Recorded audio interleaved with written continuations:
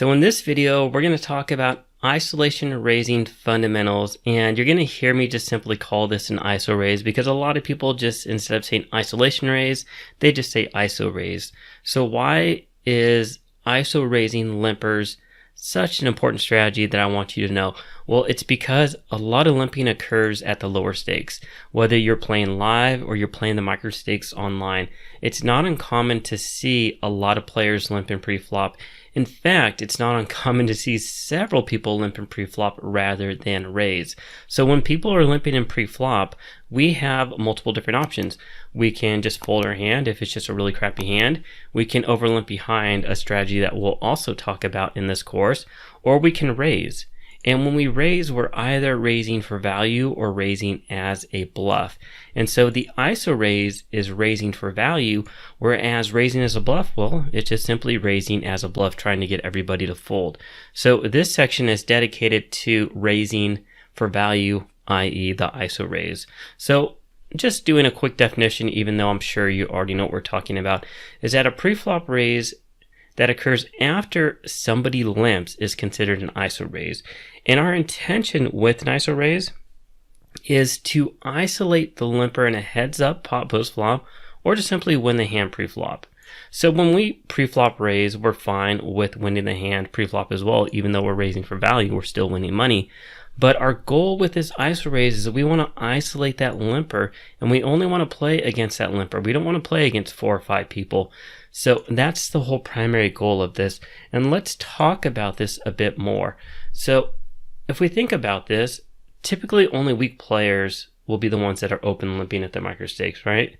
A good player is somebody that's going to raise or fold. They're not going to open limp a hand such as king, queen suited, or even up to pocket aces. So whenever we see somebody limping in, then we should see it as an opportunity to capitalize on their mistake. And in regards to limping, there are the 2 different categories. There's the open limp, and there is a limp behind over the over limp. The open limp is something we never want to do. This is the first person to voluntarily limp into the pot. Somebody that is limping behind or over limping, this is when 1 or more people have already limped and there's a hand that's not strong enough to raise, but we have a good implied odds situation and we might want to consider over limping. We'll talk about this later in the course. So let's talk about what the ISO raise allows us to accomplish. So it provides us a lot of benefits versus limping behind. So first, it increases the number of hands that we play against weaker opponents in heads-up situations. And that's what we want to do because our profits come from playing against weaker opponents. Secondly, it helps us avoid multi-way hand situations where our equity is diminished. So remember, the more people there are in the hand, they all take their equity share of the pot. And so if we have a hand that is a good hand, well, we want to maximize our equity, and we do that by playing against less people. And then thirdly, it allows us to capitalize on weaker opponents' post-flop mistakes.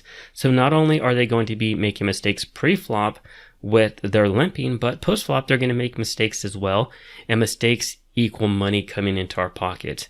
And then lastly, it allows us to win the pot pre-flop against opponents that are prone to folding to isolation raises. So again, even though we're raising for value and we don't mind playing post-flop, we're perfectly fine with making everybody fold their hand pre-flop and just taking that money and putting it in our pocket. So that's why we ISO raise. Now let's talk about the importance of it at the micro stakes. Why is it so important? Well, I really consider this one of the bread and butter plays of the micro stakes just because so many people limp and so many people make mistakes in these small micro stakes games, and like I also said, even in the live low stakes games. And so since most of our profits come from playing against these weaker opponents, then the ISO raise is a very good strategy to play heads up against these opponents. And if we utilize it correctly, we can make a lot of money.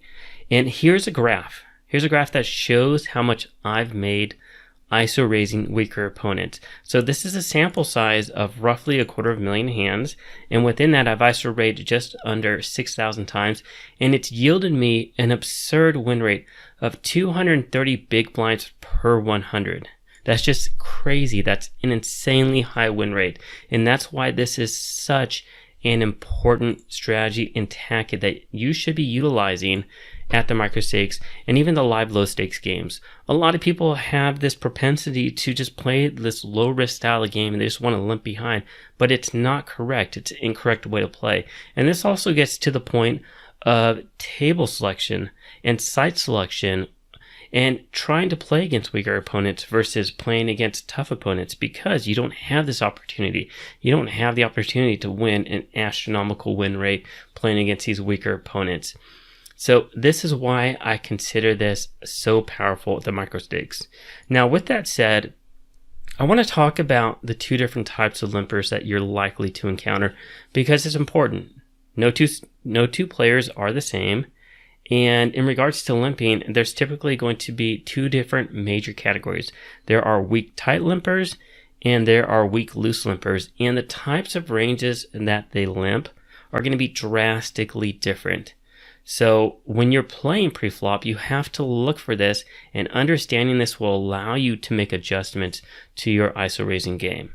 So a weak type limper, well, these are types of opponents that don't play a lot of hands pre-flop, and they usually raise very strong hands, but they'll also limp medium to semi-strong hands that they don't want to raise because they're risk adverse. And these players, if we think about our player type matrix, they fall into our type passive category. So because of their weak preflop tendencies, we can probably also assume that they're going to play very similar post-flop. And so if you look at somebody that looks like a nit, or they look very weak tight with their VPIP and PFR stats, odds are that they are a weak tight limper.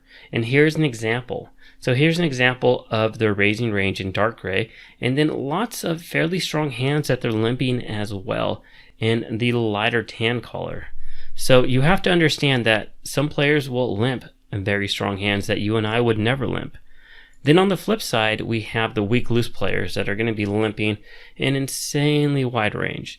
So these are our stereotypical passive, loose passive opponents. And they love to play a lot of hands pre-flop. Of course, they're going to raise their strongest hands, but they're going to limp almost everything else. And so when we think about these loose passive opponents, if we see something like these stats that you see down here at the bottom, like a 50/8, a 42/6, or like a 36/5, that's going to be a weak loose passive type of opponent. And so of course they're going to raise a fairly wide range of strong hands, but all of these other hands that they just want to play and see a flop with, that are just some of them complete crap, some of them hands they should be raising, they're going to limp those as well. So hands like King 6 offsuit, Queen Deuce suited, Jack 4 suited, 10-6 suited, that's going to fall within their limping range. So I want you to understand these types of players, because when you're making your decision and you're making adjustments to your IsoRaising game, you need to consider, well, is this opponent a weak tight limper or are they a weak loose limper? So with that said, that's going to conclude our introductory lecture and our overview of IsoRaising. If you have any questions, please let me know. If not, thanks for watching, and I'll see you at the next video. Take care.